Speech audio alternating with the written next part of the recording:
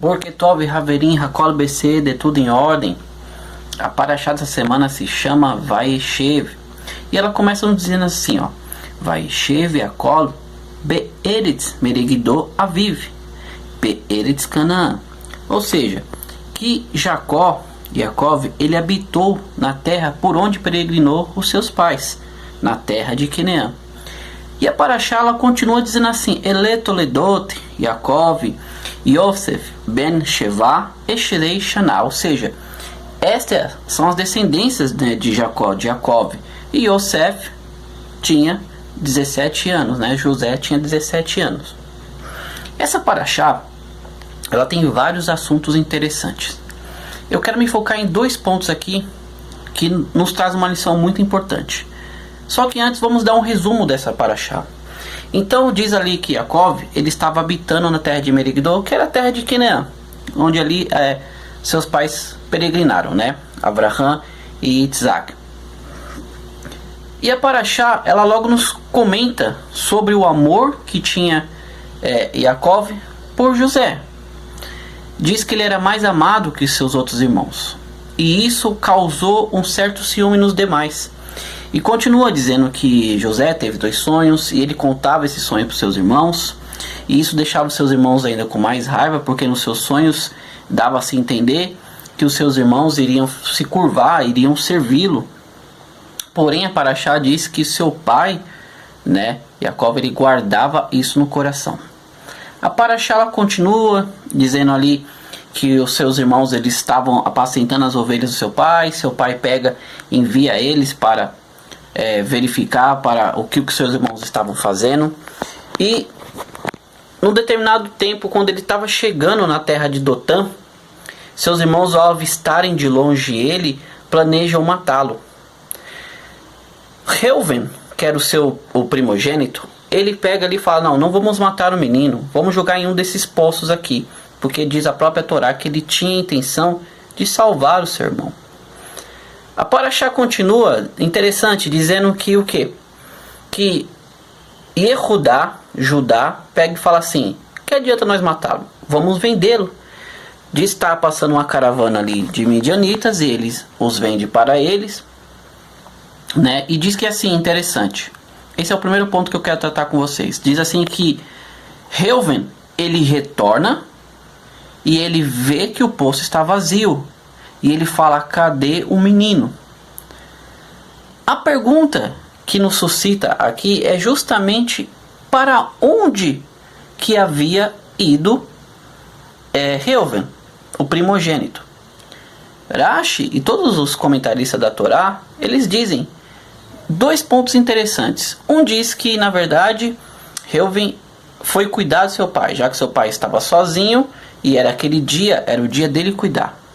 Só que uma outra interpretação interessante nos diz assim, que na verdade ele estava fazendo um processo de techuvá, um processo de retorno, de arrependimento, pelo que ele havia feito lá atrás, que foi mover a cama do seu pai de lugar lá. Então ele estava em um processo de techuvá, ele estava em jejum, por isso que o texto diz que os seus irmãos sentaram-se para comer enquanto Yosef estava no poço, porém Reuven já não estava lá. Ele estava fazendo ali o seu processo de techuvá. Então quando ele retorna e não vê Yosef, ele ali, né, entra em pânico: cadê o menino? Daqui nós temos uma lição muito interessante já a tirar aqui da pessoa de Reuven. Reuven viu que o seu irmão estava dentro de um poço. Irache, ele comenta que era um poço vazio. E se ele é um poço vazio, o que tinha dentro daquele poço? Escorpiões e cobras, já que é um deserto. Então, a lição que nós tiramos aqui é a seguinte: Reuven, ele se afastou, viu que seu irmão ele estava ali em perigo, só que ele foi cuidar de si mesmo. Como nós vimos aqui, os comentaristas dizem que ele foi cuidar da sua própria techuvá, da sua própria elevação. E daqui nós aprendemos como é que pode, né, a pessoa ela chegar num grau tão grande de importância consigo mesma, em que ele vê que o seu irmão está em dificuldade ali e ele simplesmente o abandona. Daqui nós entendemos e aprendemos para nós mesmos. Não importa o quanto você se preocupa com você mesmo, o quanto você quer se elevar, você quer crescer, se você não importa com a necessidade dos seus irmãos, com a necessidade dos seus parentes, com a necessidade do seu próximo? O que adianta tanto esse processo de elevação, esse processo de techuvá, esse processo de arrependimento, se você está vendo o que seu irmão está passando a necessidade, está passando por um perigo, você simplesmente se afasta dele e deixa que toda aquela situação aconteça, como foi no caso de Reuven. Aí você se pergunta, será que se Reuven ele tivesse ali, Yosef tinha passado por tudo aquilo, já que ele tinha a intenção de trazê-lo de volta, de levá-lo para o seu pai? Esse é um ponto interessante. Olhamos para nós mesmos, sim, nos preocupamos com nós, sim, porque nós devemos estar bem para poder cuidar dos outros, mas devemos entender que toda essa questão de nós nos preocuparmos com nós mesmos, de queremos nos elevarmos, é para nós ajudarmos também quem está em dificuldade. Porque não adianta aquele ditado, eu amo mais a mim mesmo, o mais importante sou eu. O importante é você, a partir do momento que você saiba que essa importância também é para cuidar dos outros. Continuando a Parashá, nos diz assim depois, interessante aqui que ele é vendido, né? E a Parashá ela interrompe e entra com a história de Yehudá e Tamar, né? Que eu não vou me aprofundar aqui, mas diz ali que Yehudá, ele acabou tendo 3 filhos, ele casou, teve 3 filhos, e 2 de seus filhos morreu, e ele prometeu o caçula, né, para sua nora, porém ele não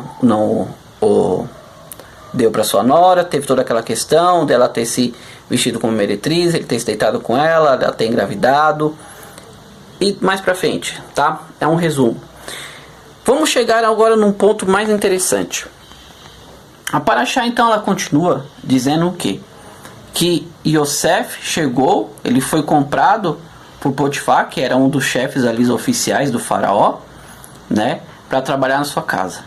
E é interessante aqui que eu vou lhe perguntar algo para todos nós. O que determina o que é uma pessoa de sucesso hoje em dia?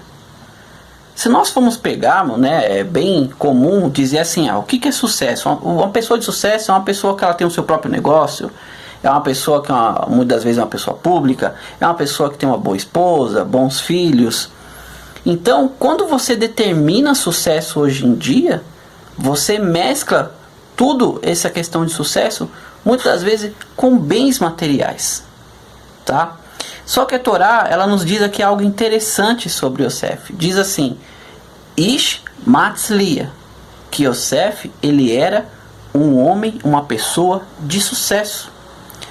Só que vamos nos aprofundar aqui quando a Torá nos diz assim, que Ish Matzlia.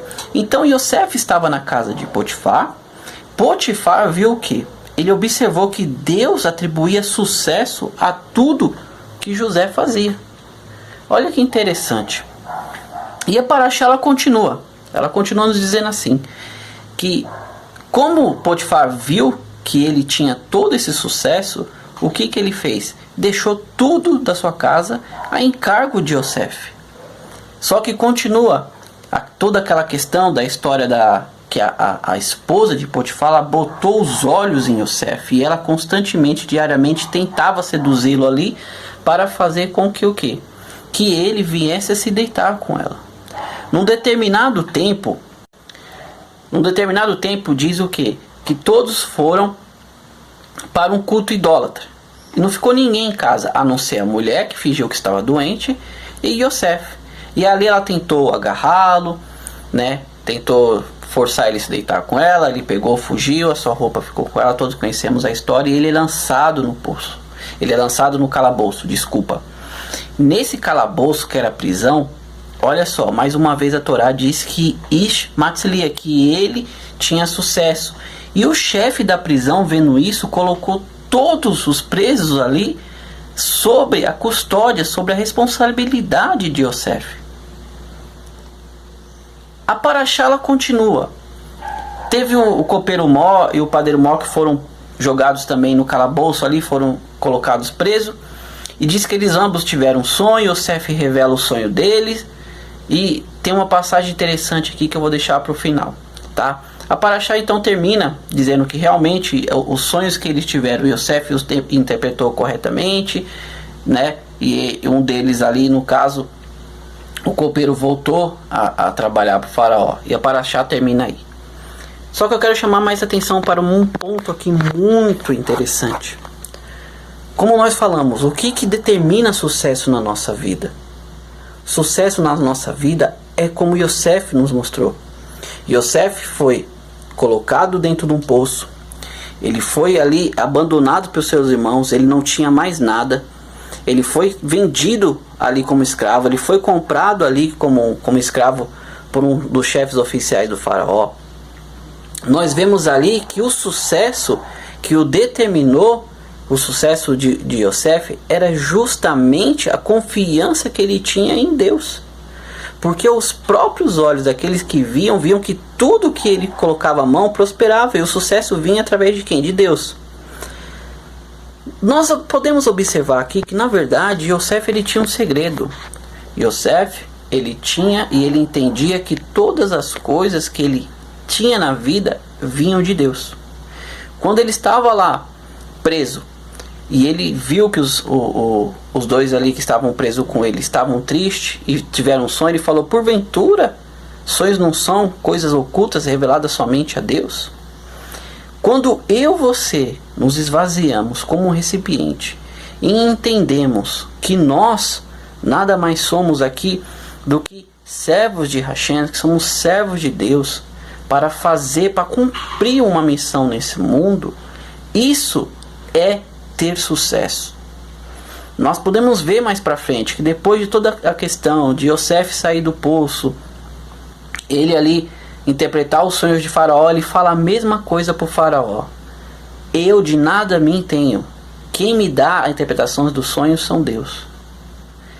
Daí para frente, quando Yosef chega ao patamar mais alto ali do Egito, quando o Faraó lhe deixa comandar tudo, você não vê mais falar que Yosef era um homem de sucesso. Yosef era um homem de sucesso enquanto ele estava preso no calabouço, quando ele foi vendido ali como escravo. O sucesso na nossa vida é determinado quando nós estamos em situações e nós percebemos que determinadas situações onde estamos é porque Deus tem algo para fazer na minha vida e na sua vida. Nós podemos observar nos dias de hoje que muitas pessoas que são tidas como pessoas de sucesso, muitas das vezes tomam 2, 3, 4 remédios para poder dormir. São pessoas que não têm, na verdade, uma vida sossegada. Elas estão sempre preocupadas com algo, estão sempre correndo atrás de alguma coisa. Deus nos livre. Quantas pessoas de sucesso nós conhecemos que tiraram a própria vida, tinham tudo o que as pessoas hoje falam assim: olha, isso é sucesso, isso, e simplesmente eram pessoas vazias. Desculpa, eu tive que dar uma pausa aqui. Continuando, então nós vemos que o que esse mundo determina como sucesso, muitas das vezes, não é sucesso verdadeiro. Tá?